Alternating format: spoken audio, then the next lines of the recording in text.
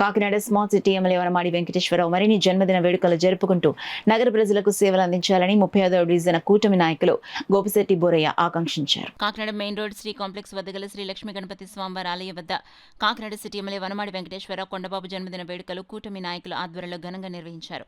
కార్యక్రమంలో భాగంగా తొలుత శ్రీ లక్ష్మీ గణపతి స్వామివారి ప్రత్యేక పూజలు అభిషేకాలు నిర్వహించారు. అనంతరం ఎమ్మెల్యే కొండబాబు కేక్ కటింగ్ కార్యక్రమాన్ని కూటమి నాయకులు నిర్వహించారు. కూటమి డివిజన్ ఇన్ఛార్జీలు గోపిశెట్టి బూరయ్య, మనోహర్ గుప్తా, కరిపాపారావులు కొండబాబు జన్మదిన కేక్ ను కట్ చేసి పార్టీ నాయకులకు అందించారు. అదేవిధంగా బాటసార్లకు కేక్, స్వీట్స్ ను పంపిణీ చేశారు. అనంతరం విఘ్నేశ్వర స్వామి వారి ఆలయం వద్ద పేదలకు భోజనం పంపిణీ చేశారు. ఈ సందర్భంగా TDP division incharge Gopisetti Booraiah మాట్లాడుతూ ఎమ్మెల్యే కొండబాబు మరిన్ని జన్మదిన వేడుకలు జరుపుకుంటూ నగర ప్రజలకు సేవలు అందించాలని ఆకాంక్షించారు. ఈ కార్యక్రమంలో ఆలయ చైర్మన్ గోకరకొండ చిట్టిబాబు, నాదెండ్ల నరసింహ, మద్దూరి బాలకృష్ణ, మాన్యం శ్రీనివాస్, గుట్టముక్కల రమణరాజు, అప్పికొండ గోవిందు, రాయుడు సత్యనారాయణ, కూటమి నాయకులు, కార్యకర్తలు, మహిళలు పాల్గొన్నారు.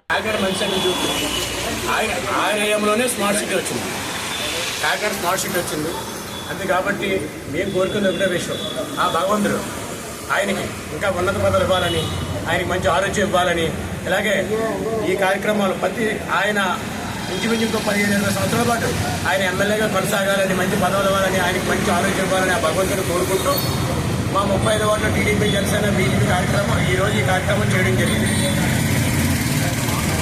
ఈ కార్యక్రమంలో మన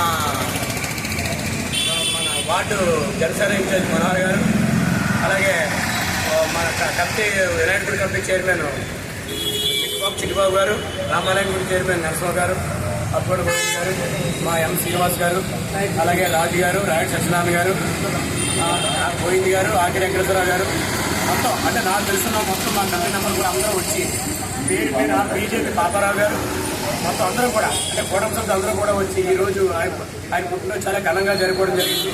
దీని అనంతరం కూడా ఇవాళ బుధవారం కాబట్టి ప్రజలకు ఏదో చిన్న అన్నదాన కార్యక్రమం కూడా చేయడం జరిగింది.